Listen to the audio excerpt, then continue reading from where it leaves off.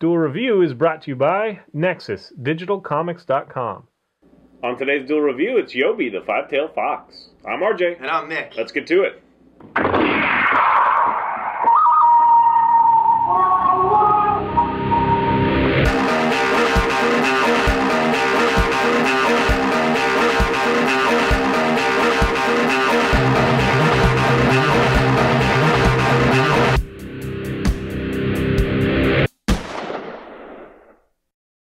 Hey everybody, today is the 13th of September, and we're taking a look at another Netflix anime. It's Yobi, the five-tailed fox. That's right, and it originally came out in 2007 and was directed by Lee Song-gang, and it's a Korean film, or Korean anime, which is, I guess, unusual because we usually see the Japanese ones, and I don't think there really are that many Chinese ones, but this one's a Korean one, and it was a lot of fun. I enjoyed it.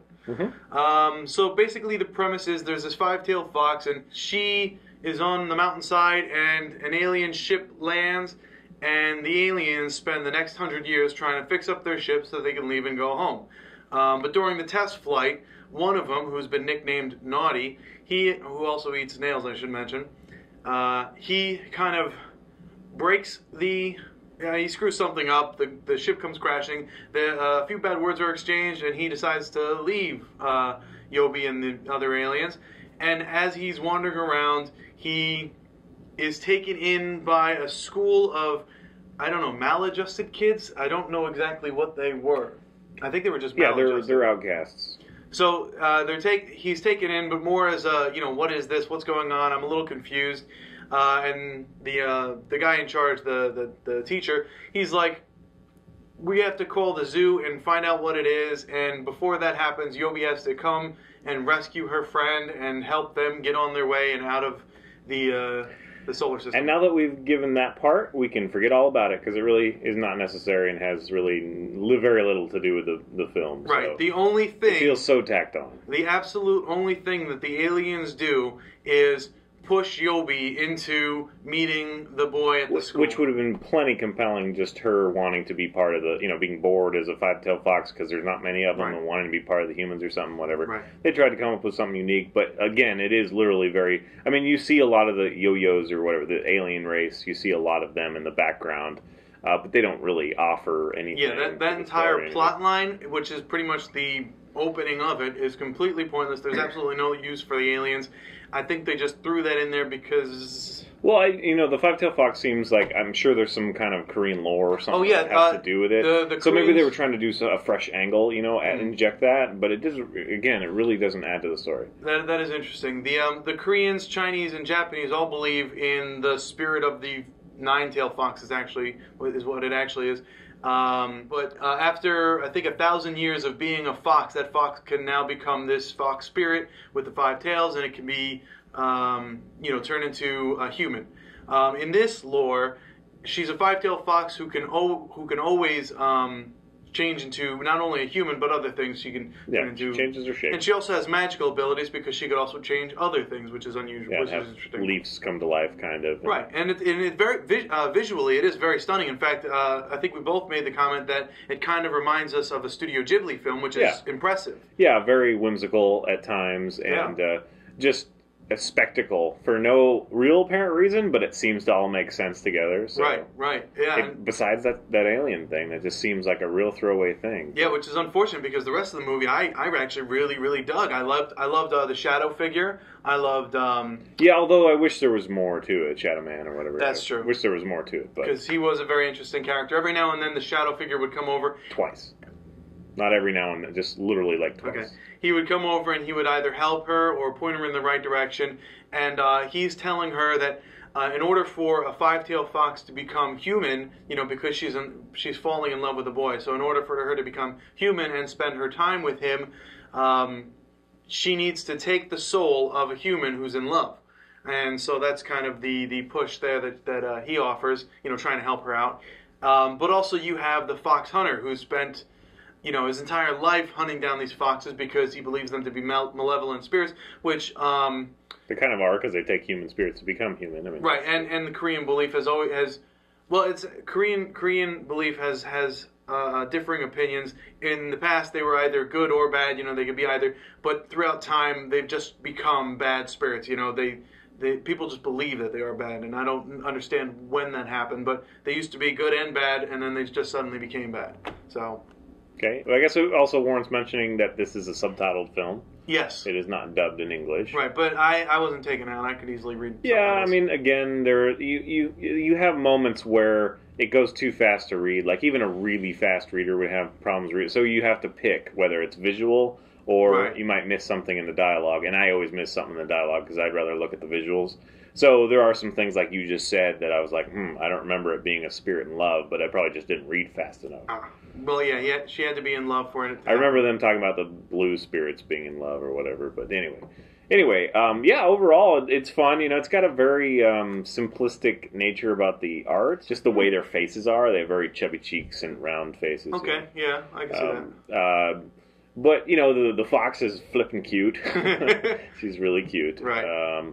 And yeah, the aliens, again, I don't really understand, and they look very, I don't know, maybe they're like Alf aliens, because they're very hairy and short and kind of dumpy and hairy and right. With metal diapers. Yeah, I don't understand the metal diaper thing.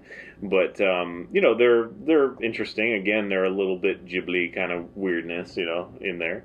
I don't know, what else needs to be said? The human, I don't know, there's not a whole lot of humor, and in fact, the humor that's in there, that is direct humor, I'm saying, is like the song. And I'm not sure I understand the song. I think that there's something lost in translation. Possibly, because the song's it's about like trip to Egypt, ha ha ha. You know, Sphinx. it's like, I'm going to ask you a riddle. There's a Sphinx involved, and it's just he's doing these little dance, and I'm just going to assume that it's lost in translation. That it's something like, you know, Ring Around the Rosie or something that we grew up with. Or, I have no idea. Yeah. So, but there is enough humor otherwise, and again, just kind of cuteness and. Yobi, as the little girl, has these, you know, awkward moments, and I guess one of the things that's funny is that the aliens are like, oh, she's changing, oh, she's going through puberty, she's going to get really angry and bossy and whatever. She's like, I am not, you know, I'm not going, whatever.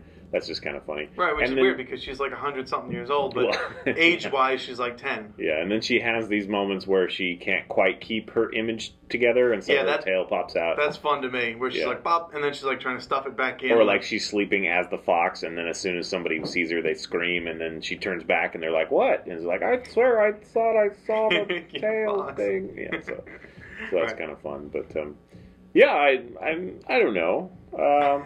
It's definitely worth checking out if you like the whimsical kind of stuff. Right, it is fun. It's just the only thing. Yeah, it's kind of short. The only thing that really bothers me is the aliens. Everything else, I think, would be a perfect movie. It doesn't bother me. It just doesn't add anything. So it just seems superfluous. Me. It is, yeah. Superfluous. I can't say the word now. Superfluous is a good word. It really does not gain anything. Nothing. And then the end, a little bit, like I'm assuming, because I know there was that little part where they're saying, like, the bear was, and I like the bear character. Oh yeah, the bear was great. But they're like, they give her I'm not going to give that away. Waiting for reincarnation. So I'm assuming that later what happens is she's reincarnated. We don't want to spoil the ending, I guess, but there's you're kind of just like left to assume what's going on. I don't know. I think it was pretty straightforward. I got it. I mean, it was fine for me. The only problem that I had, but I guess that was a visual style, was that she came back as herself, so that's a little weird. Yeah, but her spirit dropped the thing, and the thing was her. They were two separate things. Huh. But I don't know. I don't understand their interpretation of reincarnation. You know, I thought it was done well. I like that idea. No memories or anything. I just it didn't make sense to me. But. Okay, I got it. It was fine for me. But visually, I mean, the thing was just great. I loved it. I loved the movie visually. Yeah, I wouldn't say I loved it, but it was good. I don't know, the cool bus turning into like a bird thing and just that I didn't like.